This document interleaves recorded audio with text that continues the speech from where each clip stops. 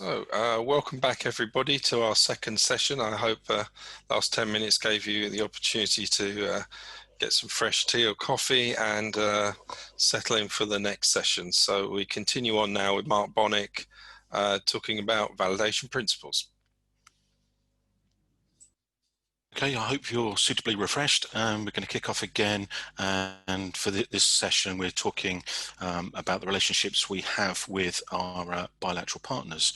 And my first presentation is about the generic principles of validation. It's a little bit of a homework exercise, to be honest with you, but it's to set the stand so that we can appreciate the terms and terminologies and acronyms that myself and Dominic and our colleagues from USA, Canada and Brazil will be using during the upcoming presentations. So next slide, please. And that's me, the next one. Okay, so we'll have a brief summary of those bilaterals and arrangements that are in place, just as an introduction by what you're about to receive in forthcoming presentations. And then I'm going to step through the three generic paths of validation, those being acceptance, streamline validation and technical validation, as a reminder of what you, the applicant, need to apply for and what you might expect in return. I'll then step through the application for validation when the CAA is the certificating authority and when the CAA is the validating authority, in a similar manner to Dominic described the processes for certification. We'll then have a quick look at the arrangement that we have in place with Japan, because that isn't subject to a completely separate presentation. And then there's going to be a summary table. Now the summary table will steal the thunder of upcoming presentations, but it was a place that we could actually place it in a more neutral presentation. But there it will be a summary of what's accepted and what's subject to validation with our bilateral partners in Canada, USA and Brazil. And then there'll be opportunity for questions and answers. Next slide, please. In the other direction. There we go, it's gradually making its way through. Okay, so there is a simple pictorial of where we have bilaterals and arrangements. It's arranged in geographical order. So Canada is north of the USA, which is north of Brazil, and Japan is in the east. So that's why it's arranged in that particular arrangement. And we can see there with the green arrows that we have confirmed relationships with Canada, USA, Brazil and Japan, but the elephant in the room that my colleagues Neil and Chris have spoken to is that the agreement with the EU and EASA has yet to be finalised, and I won't be providing any details on that at all. So next slide, please.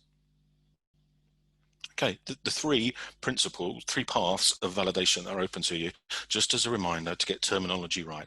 The first being acceptance.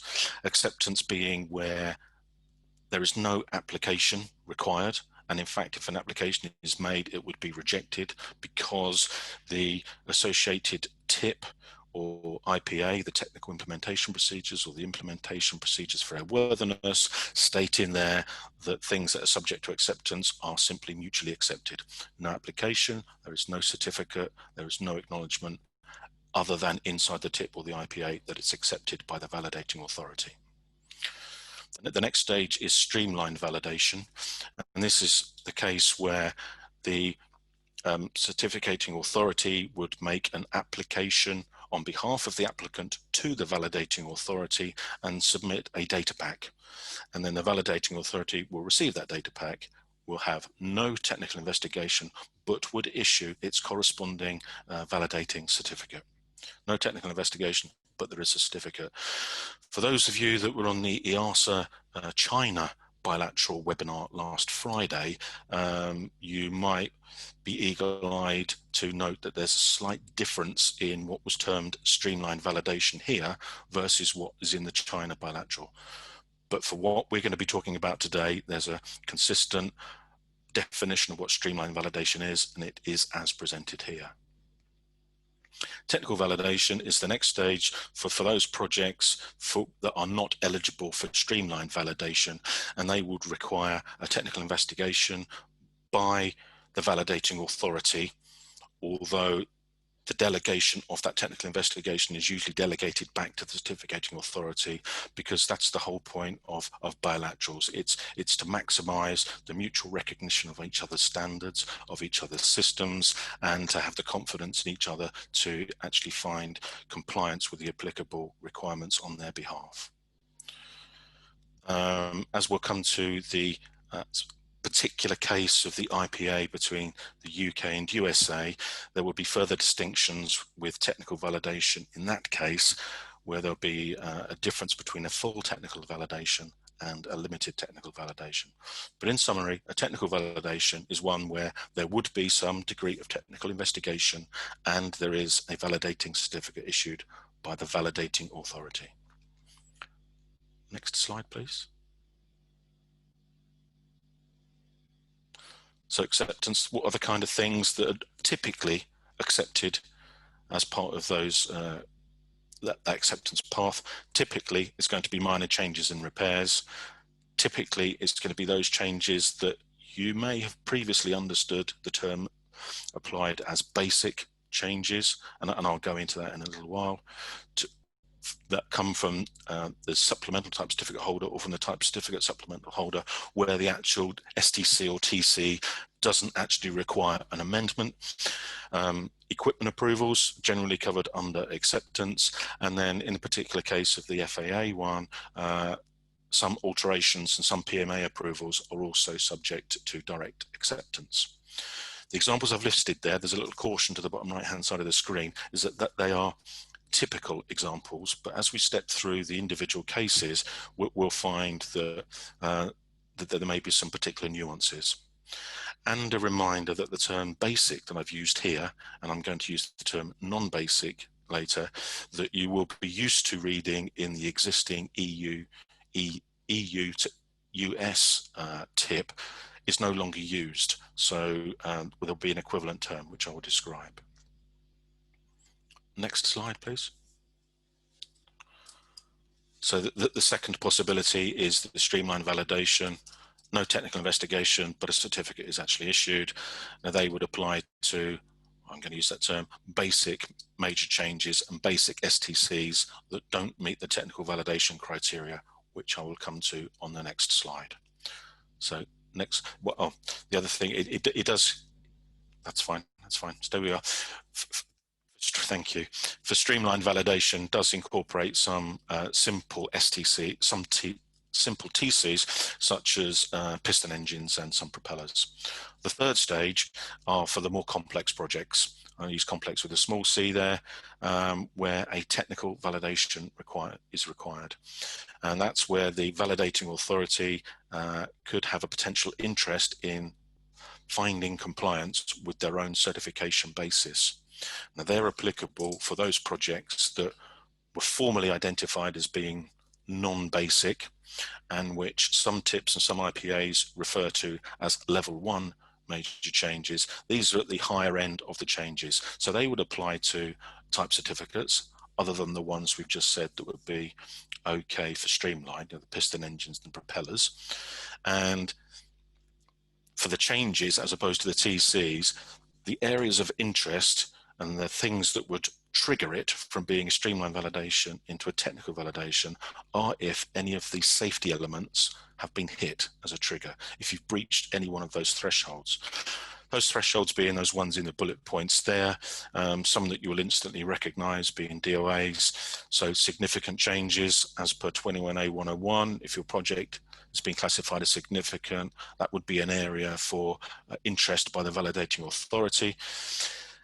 The use of new or novel technology, or a new and interesting use of existing technology, where the design incorporates potential unsafe conditions or is part of an airworthiness directive terminating action that's unique, that's unilateral, where they're introducing new means of compliance or new interpretations of requirements, where there have been exemptions, deviations, equivalent levels of safeties, or where the certification basis has had to be expanded because a special condition has been applied, or whether it's an acoustical or emissions change, and those bits down there are those where there's been a voluntary increase in noise or a voluntary increase in emissions or fuel venting conditions.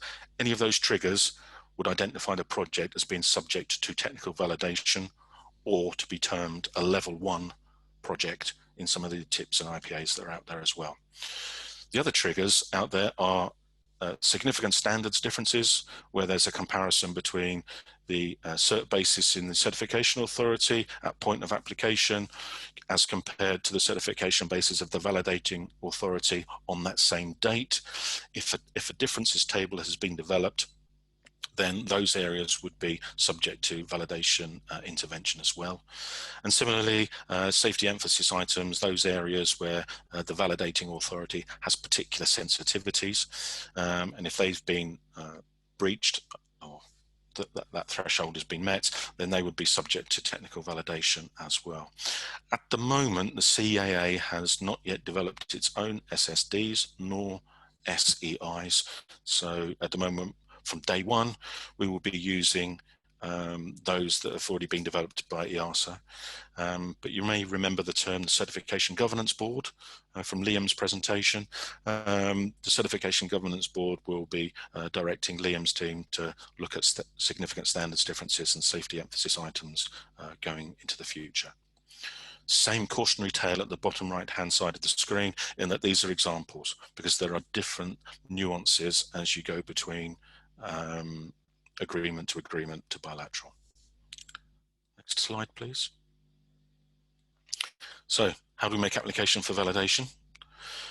This is exactly the same application form that Dominic identified for all the other types of design approvals. So it's the same application form that you'd use for TC, major changes, repairs, UK TSO, etc.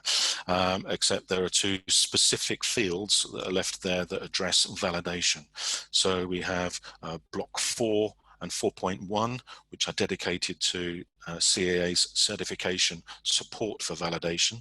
So they're the cases where the CAA is the certification authority to assist a UK applicant in getting its CAA approved design validated by a foreign authority. And then coming in the other direction, block 4.2, where a foreign applicant can apply through its own aviation authority to CAA for CAA validation of a foreign design approval. Next slide, please. So keeping the color code, the blue bit there, as I said, was about certification support for validation. We have a flow chart similar to the one that Dominic used with the same key. So the CAA is in circles. The foreign authority this time is in that rhomboid, the applicant's activity rectangular, and then where there's a combination of responsibilities in the process that's represented by the hexagon. So the application form, as you said, it's the same one, 1726 NR. The first thing that we would do is consider the validation path. If it's subject to acceptance, no application is actually required, and the CA would simply advise the applicant and reject the application because it's not necessary, no application required, no certificate issued. If the application has been correctly identified as a streamline validation, the CAA will assure itself that that's an appropriate classification, and if so, it will follow that middle stream and it would submit a data pack to the the applicant would submit the data pack to the CAA. The CAA would review that data pack for completeness and then submit that to the foreign authority, who would then, upon receipt of a complete data pack, would issue its own validating certificate with no technical investigation in there at all. Then the third stream is those cases where a technical validation is triggered because one of the safety elements have been activated, one or more of the safety elements has been activated, in which case there would be a process of project familiarization that would appear after the data pack submission to the foreign authority, and the validating authority would then be charged with the responsibility of developing a validation plan in which it would detail the areas within the safety elements that it wishes to be involved in the determination of compliance, okay, with its own validating certification basis. Then there will be the process of actually demonstrating compliance, and there may be some additional activity required by the applicant to submit to the certificating authority for presentation to the validating authority. And once the certificating authority is satisfied that everything has been demonstrated as being compliant with the validating authority's own certification basis, it will then provide that, and the validating authority will issue the validating certificate.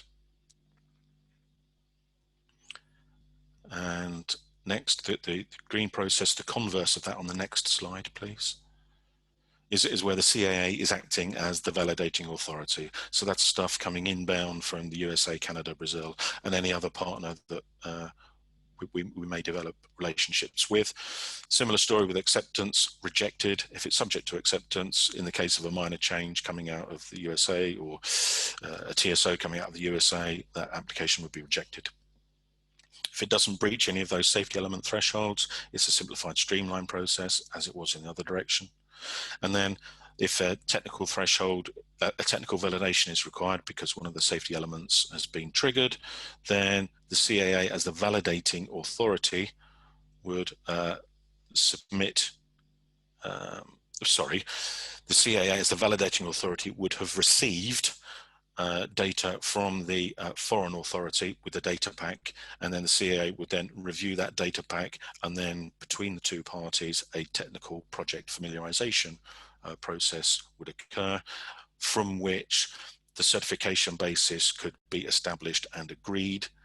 The validation plan would be developed, and a level of involvement would be worked out between the validating authority, CAA in this case, and the certificating authority as to what is required, and that compliance determination would be demonstrated before the foreign authority would then declare to CAA that their applicant's design meets the CAA's validating certification basis, and a validation certificate is issued.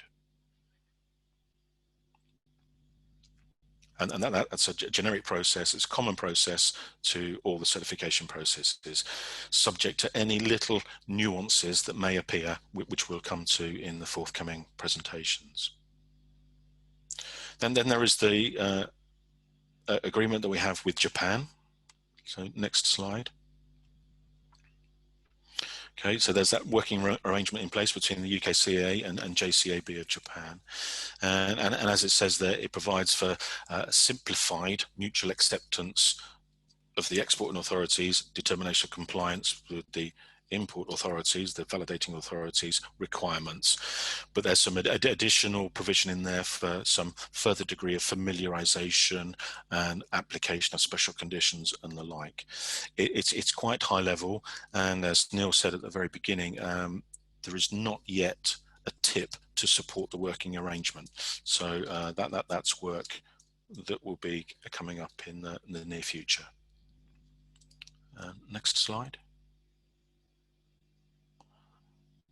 Okay, this is where I steal my own thunder and steal the thunder from Dominic and our colleagues from the USA, Canada and Brazil. And this is just a summary of what would be subject to validation and what could be accepted and what will need to be reapproved by their own authority. I'm not going to dwell on this table because we'll go into detail in further presentations, but if you wish to look at this presentation retrospectively after this event, this might be the table that you want to pick up for future reference. So, any questions inbound, Liam, at this stage? Thanks, Mark. So there have been some coming in which I think Neil has responded to by text, which everybody should be able to see. I'm just scanning down to see if there are any later ones.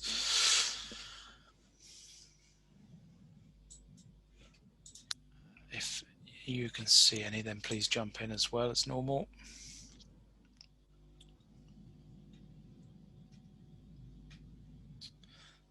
Johannes has asked a couple of questions which I think will be covered in the next presentation, so we'll put those ones on ice until then.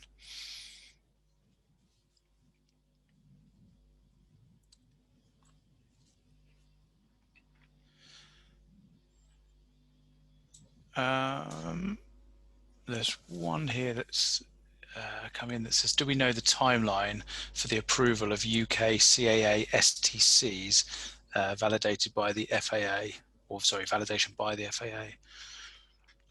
The answer is yes, and I have a slide specifically on that, so thanks very much for asking that question. I hope to answer it in one of the forthcoming slides. Thanks, Mark. Another question is there a provision for concurrent validations? Concurrent validation is always encouraged. Okay, sequential validation is necessary and is the only option for things like streamlined validation, but it is very much encouraged for technical validation projects. So that flowchart process is simplified and probably doesn't show that clearly enough, but that is the intent. Thanks, Mark. There are a couple of others that I think will be probably answered in the next presentation, so I think we're probably good to move on time-wise as well, if that works. Okay, we'll address them if I haven't answered them.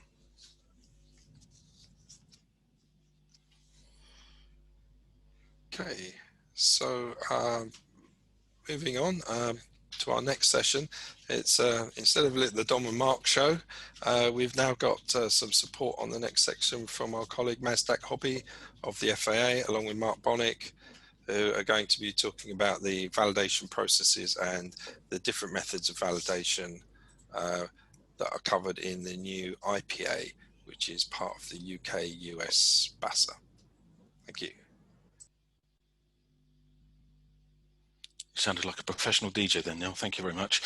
Yeah, in more ways than one. Yeah, I'm going to be supported by one of our FAA colleagues this afternoon, Mazdak Hobby, who's from the Aircraft Certification Senior Foreign Representative for the UK, non-European states and Commonwealth of Independent States. But I'm going to ask Mazdak if he can introduce himself fully when it comes to his part of the presentation.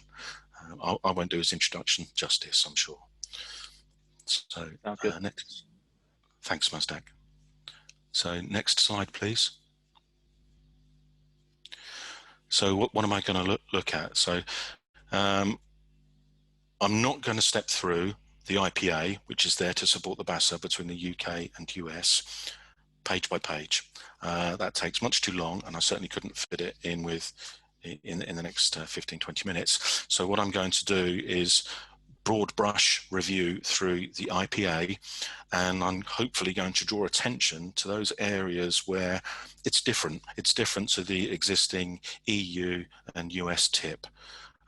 Where it's common, I'll hopefully breeze past and say, don't worry, it's exactly the same as you're used to, but where it's different, I'll identify the difference. So we'll have a look at the scope, and then we'll step through the biggest chunk and most important chunk to you guys in design organizations is the validation procedures, and looking at those three processes and what's specifically covered under those three streams that I introduced as part of the validation principles.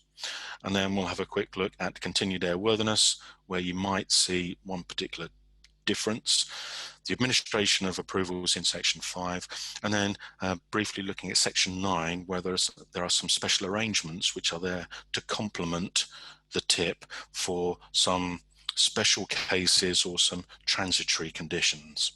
Okay, and then I'm going to hand over to Mazdak, where he will talk about the FAA's position, and in particular one of the peculiarities of the IPA, where there's a maintenance establishment and then maintenance of confidence between the two authorities. And then we'll go to question and answers again, and if there are any generic questions left over, then I'll address those then.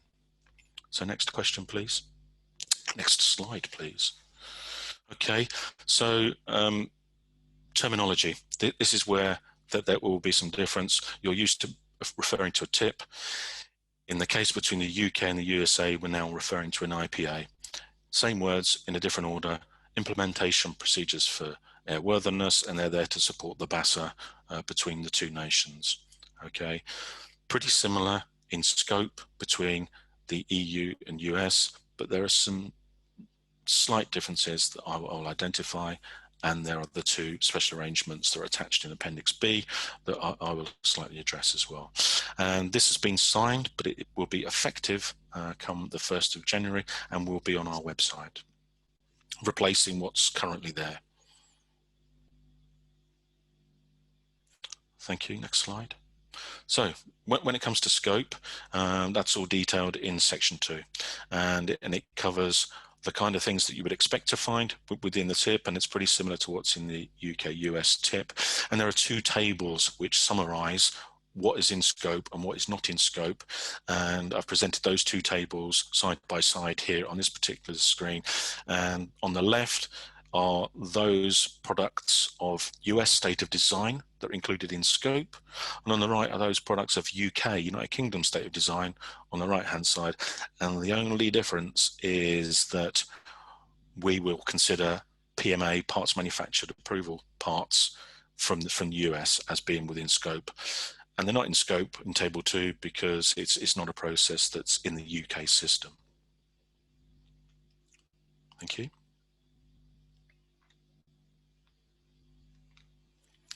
Okay, this is a little bit of a recap there, a bit of a repetition, so I do apologise. Acceptance and streamline validation, pretty much the same as what's in the UK-US tip.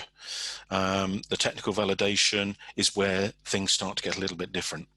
And this is where we will introduce the terms full technical validation and limited technical validation when any one of those safety elements has been triggered. Okay, so the limited technical validation is the process that will be the norm when there's a mature relationship between the UK and US where full confidence has been established.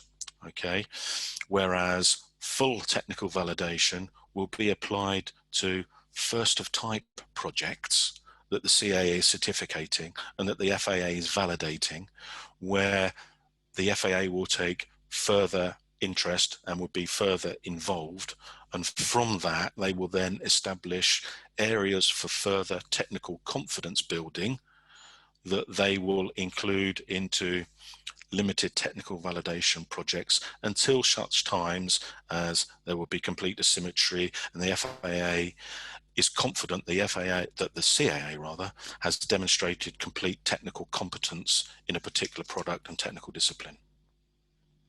So next slide, please. So which path do we take? So this is, I'm not going to take any credit for this particular flowchart, so thank you very much, Steve Steiskell of FAA, for giving me this slide. But this describes the flowchart decision-making process, which will help determine whether your particular project would be subject to full technical validation, a limited technical validation, or the bit in between where there is no technical investigation at all, whether it's acceptance or streamlined. So if it's a product type or category previously validated by FAA from a CA certification, if not, it's full technical validation coming through where it's not a minor change and there is a potential safety element impact, then it would then come down to the limited technical validation process. And the bits in between, because it's either a minor change or has not triggered one of those safety element triggers, then it would be subject to either acceptance or streamlined validation. Thank you. Next slide.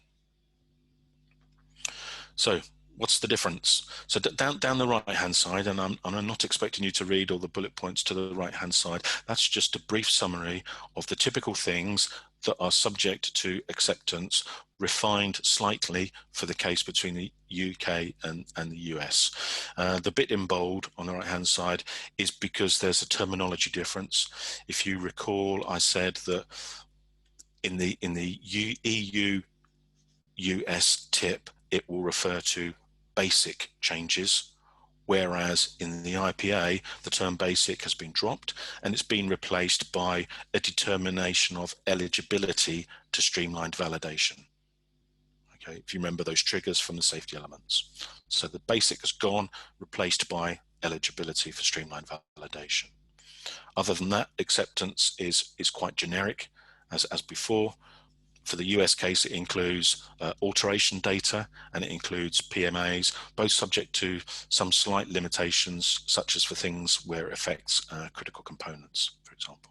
But similar conditions apply in the EU-US tip.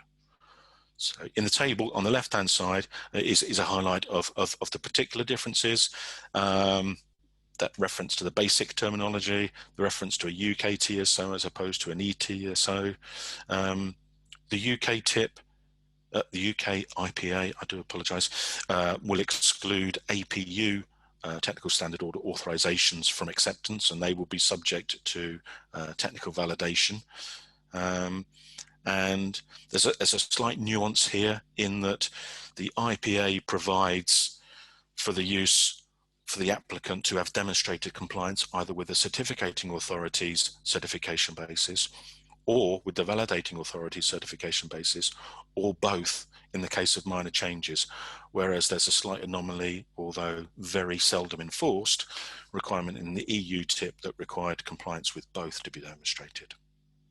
Okay, there are some other minor differences in the process, but they don't affect the applicant. So next slide, please. So streamlined or limited technical validation, that decision is made according to the effect of the safety elements. If affected, it's limited technical validation, or is limited technical validation, and where none of them are affected, it's then the streamlined validation with no technical investigation. Okay, similar set of triggers down the right hand side. They're similar to the generic ones. The ones in bold are where there is a subtle difference in wording and in perhaps understanding. We have the potential unsafe condition where it doesn't speak explicitly in the IPA of the case where it's just in the case of a unilateral AD, Airworthiness Directive, issued by the certificating authority, because it also goes on to require consideration of potential unsafe conditions that had been identified in similar models, in similar products. Okay, then there's the acoustical or emissions change. The threshold at which they are triggered has changed subtly. For acoustical and emissions change, it's the point at which there's been a voluntary increase in noise or a voluntary increase in emissions or fuel venting. And then there's the case AFTCB, which, if you've got a memory from 2 slides back, that's the areas for further technical confidence building. So that's part of the process that Mazdak will describe for us, where the FAA is establishing its confidence in the CAA's technical competence and processes. Okay, OSD, an appreciable effect on it is not considered separately, and that's about the differences between the TIP and the IPA for streamlined or limited technical validation. Next slide, please. Full technical validation, this is where there is a difference, and this is clearly because, although as Liam described in one of the opening presentations, there is a lot of experience available to the CAA, tens of thousands of man years, no, that's an exaggeration, tens of thousands of man hours of certification experience within the CAA team, and our requirements and processes are similar to those that EASA has, but we have yet to demonstrate them to FAA. So there is a provision within the TIP for full technical validation, where new investigations of a new product type for the first time will be subject to a much more complete investigation by the FAA as the validating authority. The TIP is written such that it works in both directions, but typically, in most cases, it will be in this direction as described here. And Mazdak will elaborate a little on that. So next slide. Validation procedures, section 3, that they're fairly common to what's in the EU and US TIP. All the application is made via the certificating authority in both directions, okay, and that the list in the arrows there is the stuff that's required as part of the data pack. If you recall on the flowcharts, that the Certification authority will receive from the applicant the data pack and check that it is complete before submitting to the validating authority, who will then in turn check that it is complete. And that data pack will include all the stuff that's listed there. And that's pretty common across all the TIPs and IPAs. So I don't propose to go through those particular elements in detail. Next slide, please. Timelines. We had a question just before this presentation, how long would it take? So here's a pretty clumsy timeline that I tried to put together from separate paragraphs within the IPA. The aircraft to the left is meant to be representing takeoff, so that's day 0 until the certificate lands on your desk to the right hand side, and the numbers at the bottom represent working days. It's not to scale, so please don't be fooled by the scale to the bottom right hand side. So these are the measurables, the key performance indicators that are built into the IPA, where the FAA and CAA will respectively expect turnaround times for certain projects. So the first one, within 10 working days of receipt, the validating authority should notify the certificating authority that it has received the application. And within 30 days of that application, so that's a continued trip, that's not plus 30 days, that's 30 days from day 0, the validating authority should have reviewed and acknowledged the process that it will be followed, whether it's going to be a sequential or concurrent, whether it's going to be subject to full technical validation, or whether limited technical validation or streamlined validation processes apply, and also ask for any missing information from that data pack, which of course there shouldn't be unless there would be undue delays. Then 15 days on from that, that's not 15 days from day 0, that's 15 days after that 30-day point, the validating authority needs to advise the applicant of the fees. The fees are paid through the certificating authority after receipt of complete pack, and then the validation will begin work upon payment of fees. And of course, that bit of the timeline is completely down to you. You pay your money and the work will start. For streamlined validation projects, the validating authority will issue the final approval 15 days on from receipt of that monies. But of course, for limited technical validation and full technical validation projects, that's going to be as long as the project is complex, and there are no assigned timelines to that, as I'm sure you could appreciate. There are some additional elements within the IPA which staff do add some particular time constraints which run adjacent to this timeline here. You know, for example, if there's an impact on environmental compliance where the validating authority needs to step up and actually do some compliance verification, then and some testing of its own, then the validating authority will require 90 days notice from the certificating authority to prepare itself to do that level of investigation. So next slide.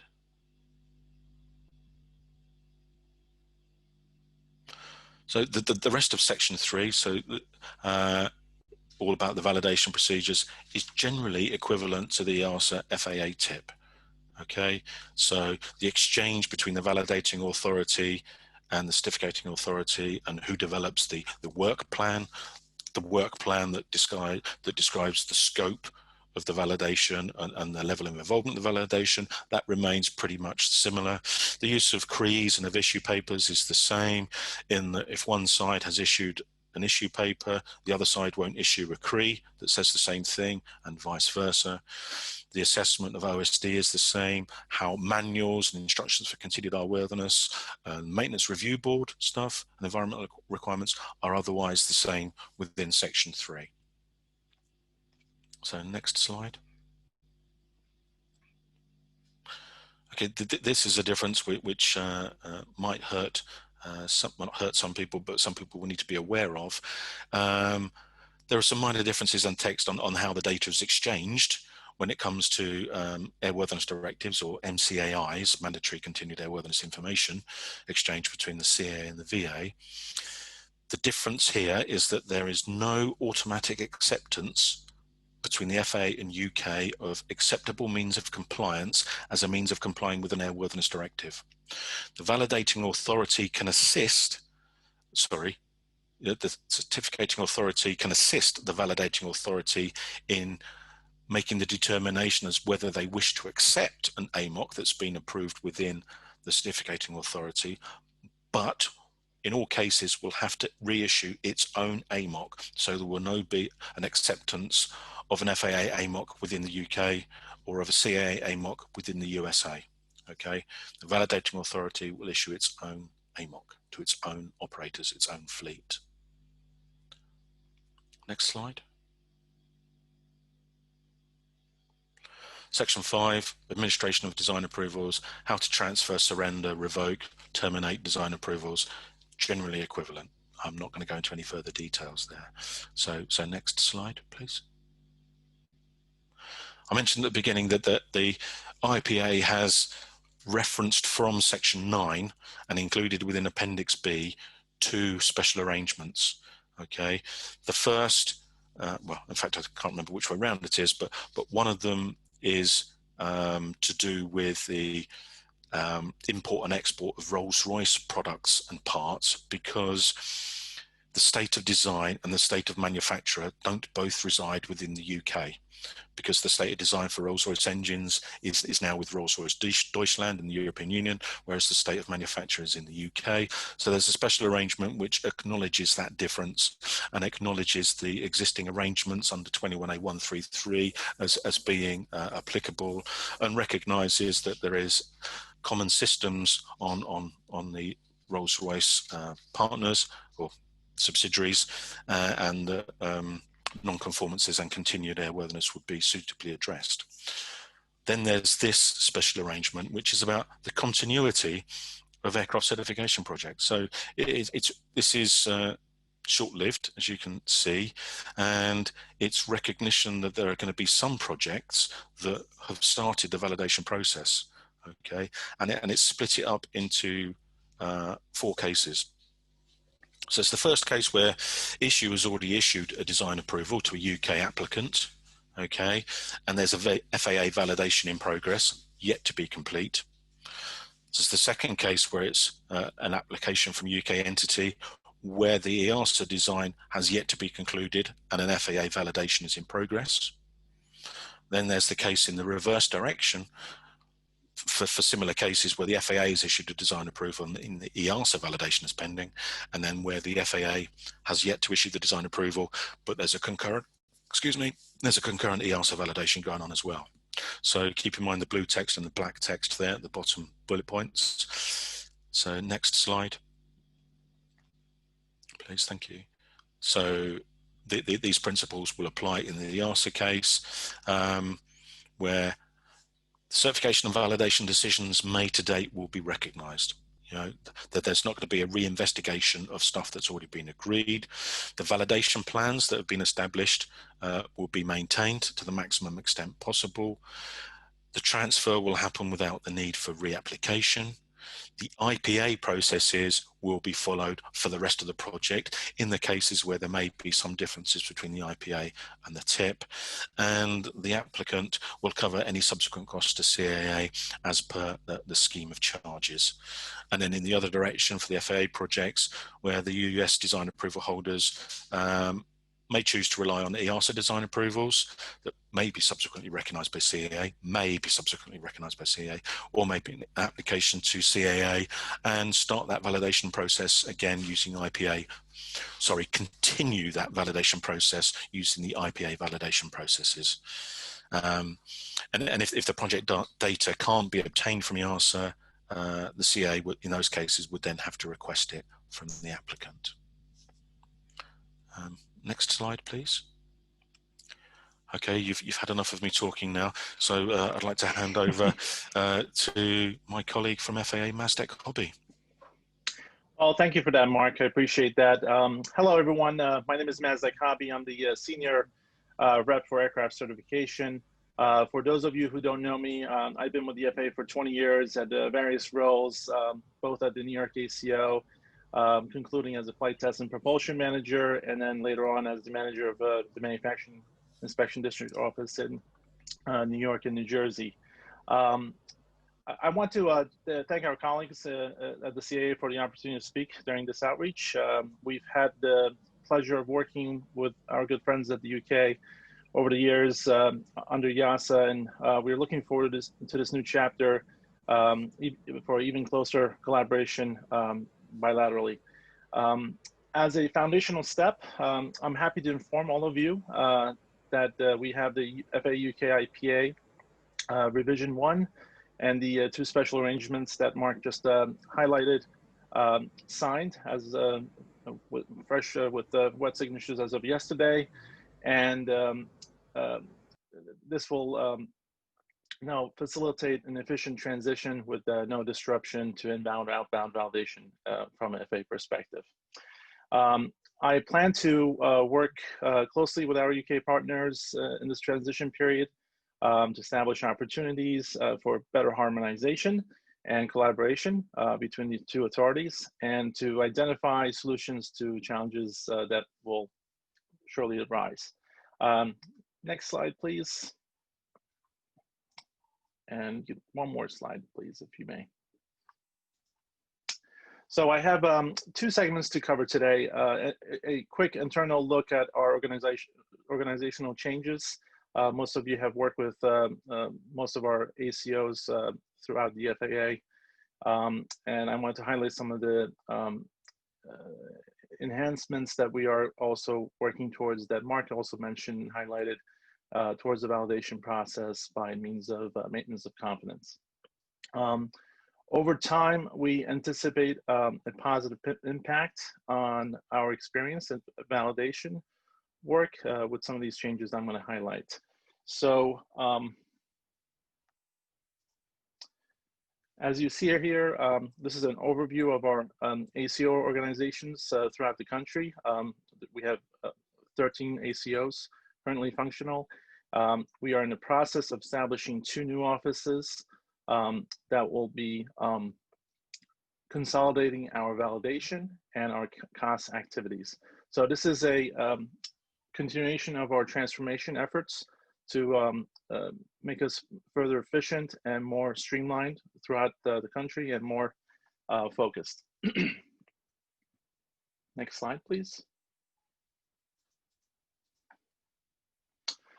So it's a bit of an eye chart here, but this chart here highlights the two, the validation office as well as the COS operational safety branch that we've established.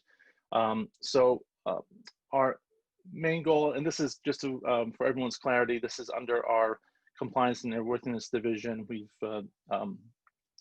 so this is in collaboration with all of the ACOs across the country. And these 2 new offices will be gathering resources from all the ACOs across the country, but they will be functioning as one unit, single unit, each individually. Managers, this will help the air functionality to align and consolidate our COS and validation work within this division. And I do want to highlight one factor, that the International Validation Office, which will be led by Anthony Gallo, will be at the implementation level. So our International Collaboration Office, which I'm part of, will be working with this office closely as the transition happens and the UKCA is stood up and evolves over the next two years. So you will be working with the International Validation Branch more closely as your projects transition over. They may be currently in various ACOs across the country, but they will be transitioned to this office over time. All right, we can go to the next slide, please. So in parallel to that domestic certification refresh, we are also enhancing our validation process by applying a systems approach. So Mark touched on this a little bit, but I'll go a little deeper to explain where our future focus is. the systems approach aims to optimize our reliance on our bilateral partners and their certification system based on the assessment of the confidence that we have with them, as well as the continuous maintenance of confidence that we're trying to implement. The goal is to reduce involvement in the validation critical path by assessing the findings of the compliance made by the certifying authority based on a system compatibility and known technical capabilities. So we recognize that that's going to evolve over time as we work closely with the UK. This is a risk-based approach, which ensures we have an involvement when needed due to system differences, and a overview or oversight of that system in order to build confidence in it. But also it relies on the continuous enhancement of the system and capabilities. So over time, our scope of validation work is going to get out of the critical path, as we like to say, and rely more so on the system of the validating authority. We can go to the next slide, please. So this is another visual to represent the previous slide, showing that continuous close loop aspect of our system oversight and the sustainment of the maintenance of confidence, that approach that we're looking to get.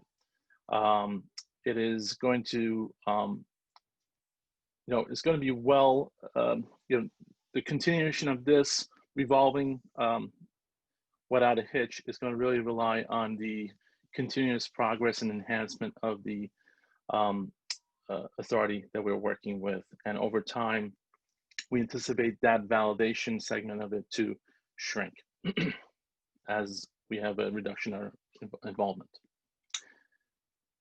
All right, I'll move next to the next slide, please. So as I mentioned, that we are applying that risk-based approach. Here's a pictorial dictation of that, how we are looking at that concept. As you can see, there are three main elements in this concept, namely the technology, the authority, and the applicant, all of you. The authority box is intentionally larger to show the greater weight put on the authority system and the capability resulting in its confidence. As you move to the right, in this chart, you'll see the level of involvement by the validating authority increases. And our goal under the bilateral agreement framework is to move our partnership to the left, and thereby optimizing the reliance on the partner system to the greatest extent. So we envision this happening over the period of next couple of years as we work closely with our UK partners. This may involve system these enhancements will also involve system harmonization and technical knowledge sharing activities, and which will require a significant commitment from our leadership on both sides, which we already have heard of, and we have further commitments on both sides as well too. And next and final slide here. So this is a quick overview of our maintenance of confidence outlook. It really is just to streamline the validation process. So we, as we work closely with UK and all of you as the applicants, our goal is to achieve as much harmonization as possible with known and understood differences between our two authorities. As far as over the next couple of years, and especially at the brink of next year, we plan to conduct some system assessments of the UK CAA, and through that process, we look to establish a benchmark basis for our confidence building, and through further projects and involvement with various types of projects, we intend to build a larger confidence on their system. So that concludes my presentation. Hopefully I've managed to catch us up on some of the timeline. And I guess we can open up some questions. Okay, so thank you, Mazdak, very much for the presentation, and Mark for your session on the validation principles we'll be using with the US. I think to try and get things a little bit back on track and allow everybody a moment to stretch their legs, we save the questions on the US arrangements till the end, and we're trying to allow a bit of questions for Q&A on all of the validation arrangements, if that's okay. So with that, I think we have 5 minutes break, just to allow everybody to stretch their legs and grab a drink if you need it, and we'll come back just after 3:15, so in 5 or 6 minutes.